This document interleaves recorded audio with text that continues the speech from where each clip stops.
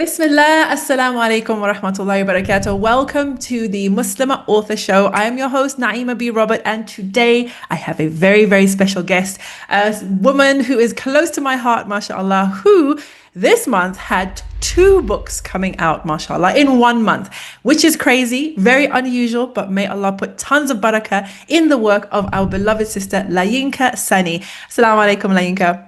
Alaikum salam wa rahmatullah. Thank you for having me. How do you feel? Dazed. Dazed and confused, or just dazed? Dazed. Tell us about the books, Yeah. A Beautiful Homecoming, and then we'll talk about Champions Need Champions. Let's start with who LaYinka Sanni is and what was the journey towards A Beautiful Homecoming, inshallah. I am a striving servant of Allah, mother, coach, wife, alhamdulillah, and a person who has a really firm belief that awesomeness lies in every single person. And I want to be part of their journey to excavate and bring that awesomeness out so that they can do good for their dunya and their akhirah, inshallah. MashaAllah, I love that. Excavating the awesomeness in everyone. I love that, alhamdulillah. Okay, so A Beautiful Homecoming is the title of the book. Links will be in the description. Tell us about what the driving force was behind you writing the book or wanting to write the book in the first place. Death. Okay. All right. Yeah. Okay. Tell us more. Short answer is death. I've been reflecting on this actually in a few interviews that I've done recently about the book, and death has been catalyst on two parts. Number one, my demise and thinking about my demise is what led me to embark on my own homecoming journey. And after years of doing this work and supporting women in their homecoming journey, it was the thought of me returning to Allah and how can I continue to support women from beyond my grave?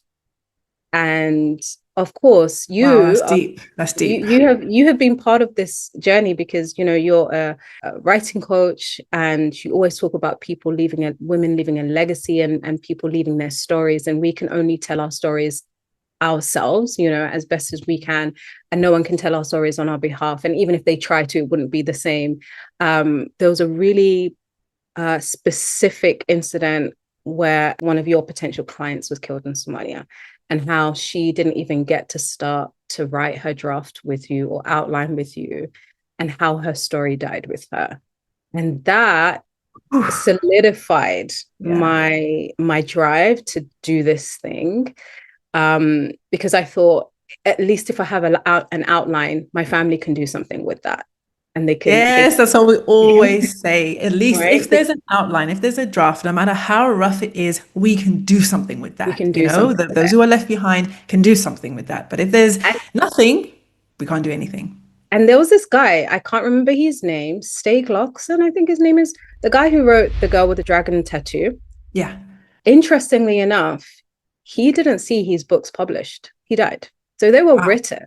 Wow. And his estate have been managing the whole thing. So even down to when it has become movies. Yes, that was his estate. That legacy. He didn't see that legacy.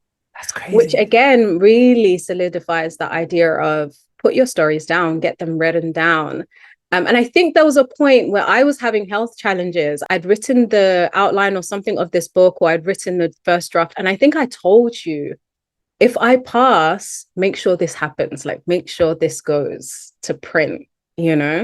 Subhanallah. So it's been death, reminding myself that my time on this earth is finite, but this work that I get to do can live beyond me, and it's not about me. So how can I condense the years of running programs and supporting women and coaching? How can I bring that into a book to allow them to continue to do the work? And that really set the scene for the kind of book it was, because I didn't want it to just be your regular self-help, feel good, this is some information. I wanted it to be practical. So if I have passed, how can this work help women on a real practical level? And that death has been like the underpinning thought behind this book, subhanallah. Wow. That's so profound, subhanAllah, because I think obviously we go way back in the coaching space. Yay!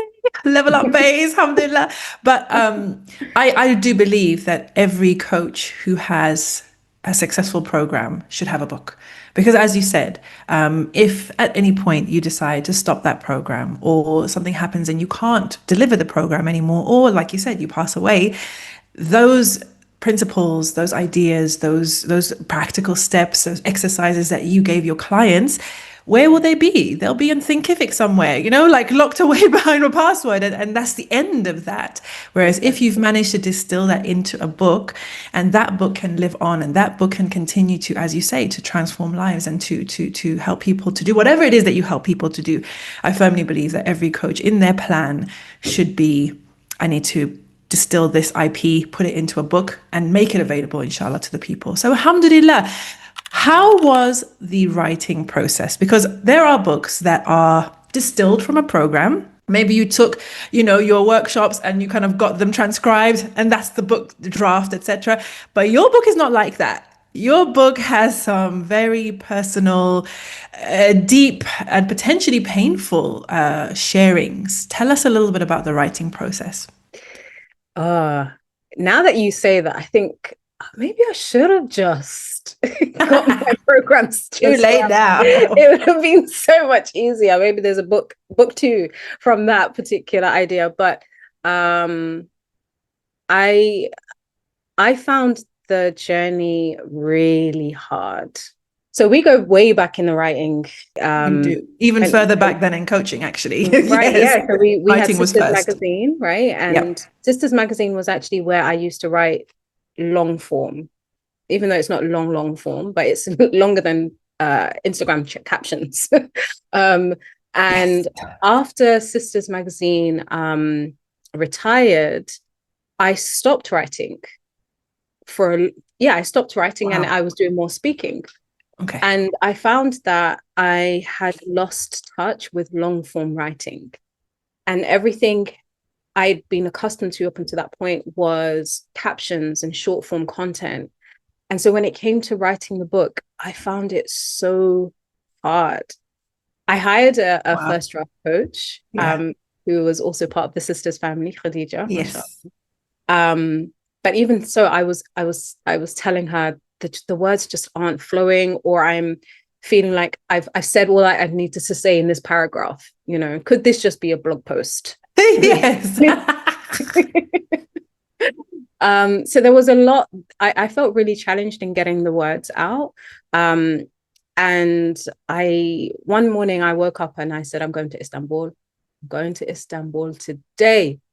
I woke up, called as my mom. You do. As you do. Called my mom and said, Mom, handle the kids. I'm going to Istanbul for a week. She thought my daughter's having a breakdown. But some kind of breakdown. And so I went to Istanbul. I didn't even have a hotel booked. I was on the way to the airport and I didn't have a hotel booked. But I had this inspiration that I needed to just be in a different environment in order to facilitate the writing of this book. And alhamdulillah, the first words of the book were written by the Bosphorus, where I just needed a shift in environment and I could have clarity of what is it that I want to start putting down.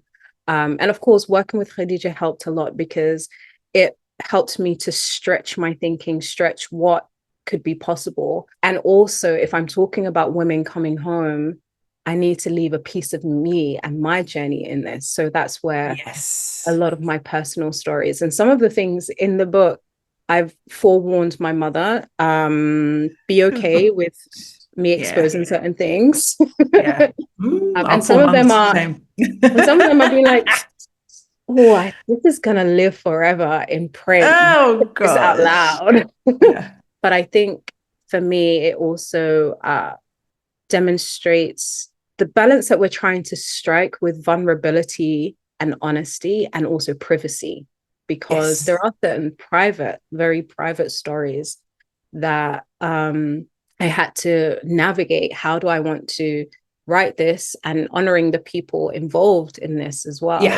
And not bearing all just for the sake of bearing all, and being really intentional. What is it that I want readers to take away from this, and how can I Yeah. facilitate that through this particular story? Absolutely. I mean, you brought up so many really juicy points there. One of them, which I want to reiterate for the viewers and the listeners, is the idea of changing environment.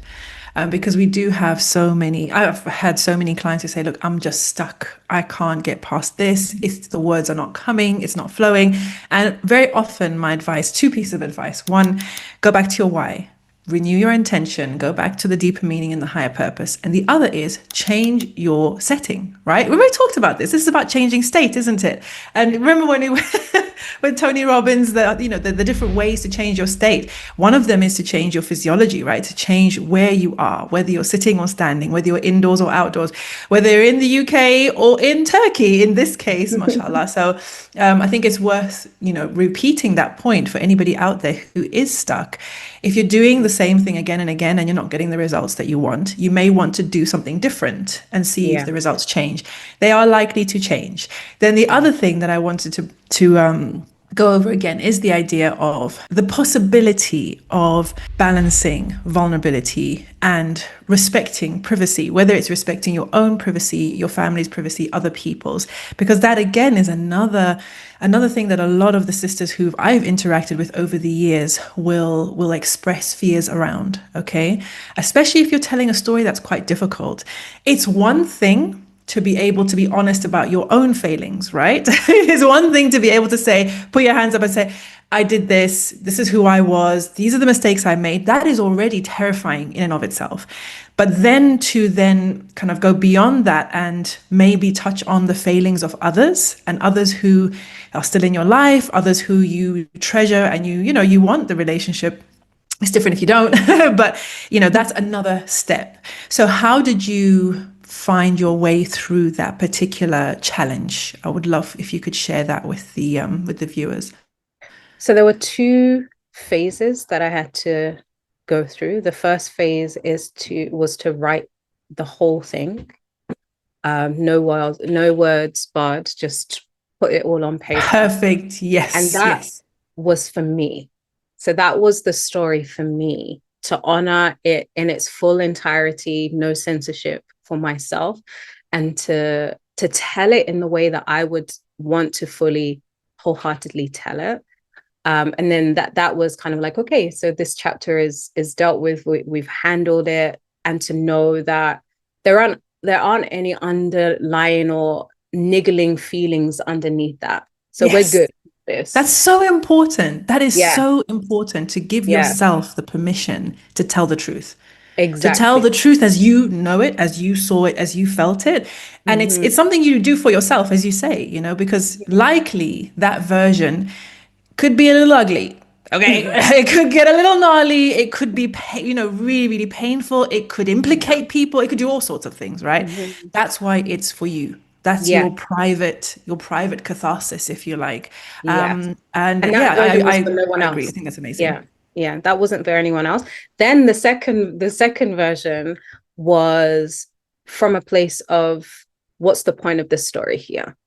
So this is a great story, but what's the point of sharing it with others? And what is the lesson? What's the message that I want them to derive from me sharing it? So it had a very different vibe. There were things that they just don't need to know that, or that doesn't need to be included, because it dilutes the message. It gets their mind thinking about something else, as opposed to the actual message that I want them to get from the story itself. And so a lot of the story was stripped away because it was unnecessary. Sometimes we feel like we just need to tell a story for a storytelling sake. To pull the heart, add some juice, add some drama. Yeah. But when we look at it from the reader's perspective, what are we seeking for them to get from this? And also that thing of our deen being based on niyyah and intention. What is the intention here? Does this meet the intention, or is it serving an ego intention? Ooh, okay. Wait. Hold up. Okay, back up. Does this serve the intention, or is it serving the ego? Really important question. Really important question. So as a result of that question, we stripped away a lot of story, a lot of detail potentially, and just kept what would serve the reader and serve, the point of the book, I guess. Yeah. Mashallah. Okay. And how was mum? Has she read the book? She's reading it and she's saying, this is not a book you just read.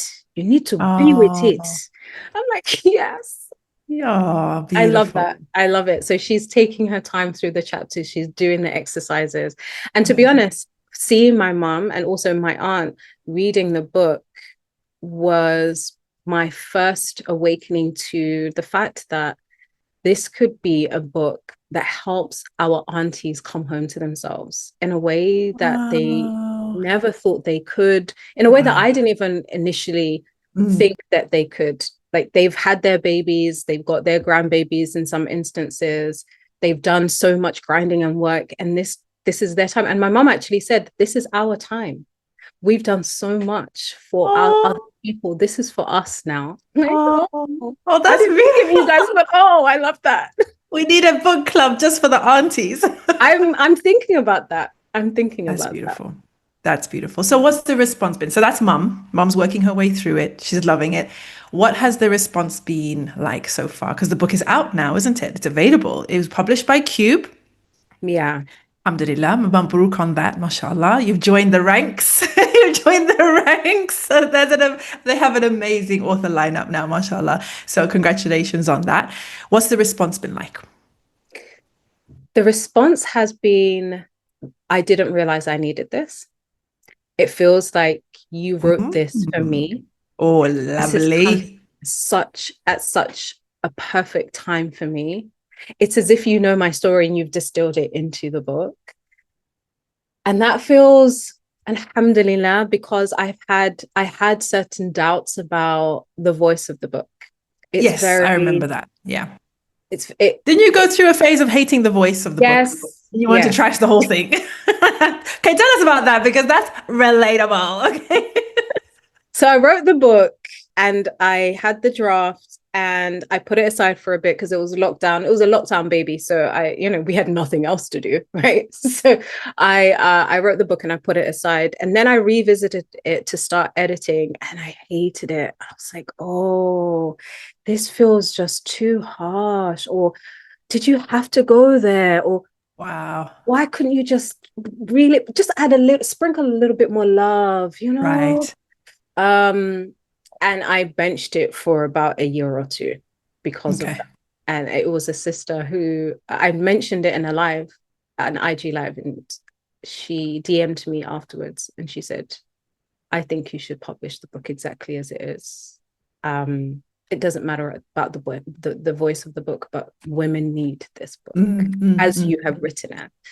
And that was Yes. a catalyst to actually getting over myself and allowing the book to be what it was. If I were to write a follow-up version of the book, maybe it will be a different voice and very different from how this one is. But as this book is, I found that it is it is exactly what the ladies need in this time.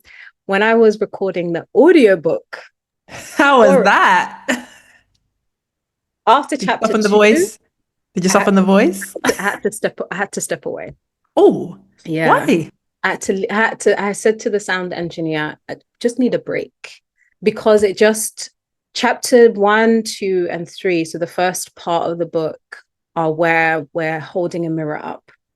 And Yeah. that can be very confronting. Yes.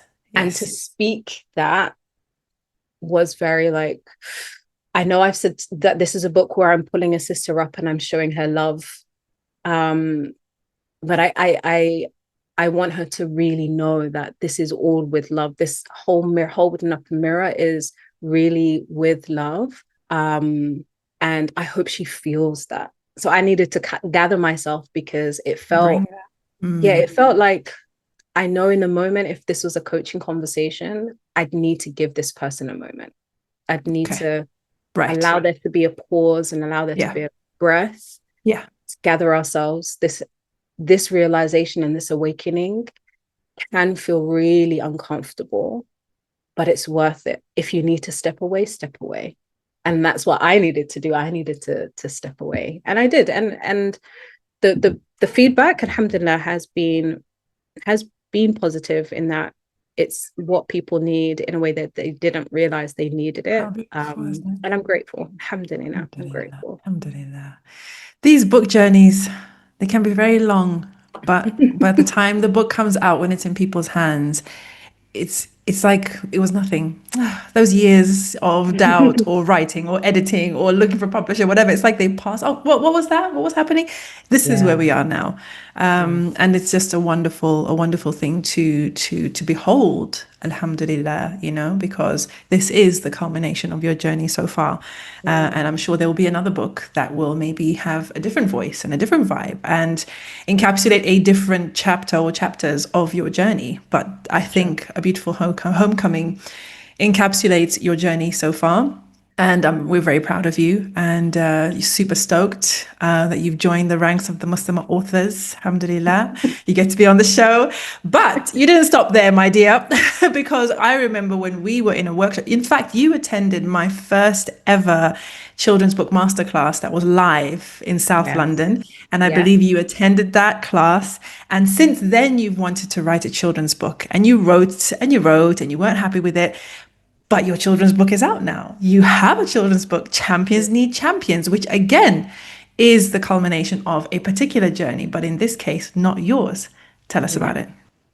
So Champions Need Champions is a book about two beautiful champions that I love dearly, my daughter and my nephew, who both have sickle cell disease. And it's a way for us to bring and shed light to a condition that isn't spoken about enough, but also show the Muslim community how they can be champions too and join the champions crew. They don't have to know someone personally who has a life-altering condition, but they can be advocates to save lives. And that's via blood donation, and also speaking about our life-changing conditions such as sickle cell and beta thalassemia. So it's a book very, very dear to my heart. I remember writing the first draft, getting it polished, and when it was ready to go to the illustrator, my daughter was actually in hospital. And I read it to her she was in her hospital bed. When I read the book to her. And I remember just crying by the end of it. Isn't this ironic? But look at us now. We're writing a book about you being a warrior and a champion of this condition, and you are going through it in hospital, in real time. In real time. And it felt so much more important that we got the book out there, that moment. Sent it off to my nephew, and his feedback was, "Oh, I don't like that Ikram was worried about me when I was in hospital." Bless. Can you just change that, auntie?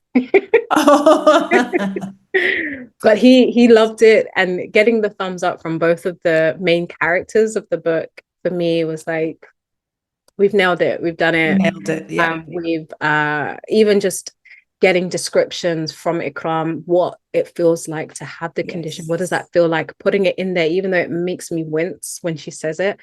But for me, it was this authenticity and the authentic voice, and giving authentic advocacy for the reality of this condition in a way that maybe we don't get to see in children's books. So I'm really stoked that we got it done, and that you've been part of the process as well. Jazakallah khair. Privileged as always, alhamdulillah. And awesome. just getting the word out there. Alhamdulillah. Fantastic. So far we've got 2 down. Who knows how many to go? Alhamdulillah. So firstly, before we go into our parting words, where can people find you, and how are you helping people nowadays? Well, people can find me on IG, mainly LaYinkaSanni.com website. How I'm helping people in 2 different ways. So I continue to do coaching and speaking, and also I'm in the realm of leadership development. So taking what I know from coaching and self leadership and helping leaders in organizations also. So that's via my consultancy, Thani Consulting. So yeah, that's what I'm doing right now, and I'm loving it. Fantastic. I love that, mashallah. I love that. And now that you've been writing, obviously, for a very long time and were involved in so many people's books back in the day. Now that you have 2 books of your own out in the world, mashallah, what is one piece of advice that you would give to a sister who maybe has a program? She has a course. She has been working with whoever she works with, and she's thinking a book. But I already have my clients. I have my program. Like, why would I need to go through the stress and the toil of writing a book? What would you have to say to her? Give yourself permission to continue to support people when you have returned to Allah. And that is the quintessential truth, Ruth. Okay. Barakallahu fiki. Jazakallahu khairan, sis. Thank you so much. We are so proud of you, and we ask Allah to bless you in all your endeavors and to continue to protect the champions in your life and to make their story a source of khair for even more people joining the champions crew. Guys, if you want to know more about LaYinka Sanni and the books now too, go to follow her on IG. We'll put all the links in the description. LaYinka, Jazakallah khairan for joining us on the Muslimah Author Show. Jazakallah khair. Thank you for having me. And those of you out there, thank you so much for watching. Thank you so much for listening. Be sure to like and comment and subscribe and join us on the very next show, inshallah. From the Muslimah Author Show, we will give you salam. Assalamu alaikum wa rahmatullahi wa barakatuh.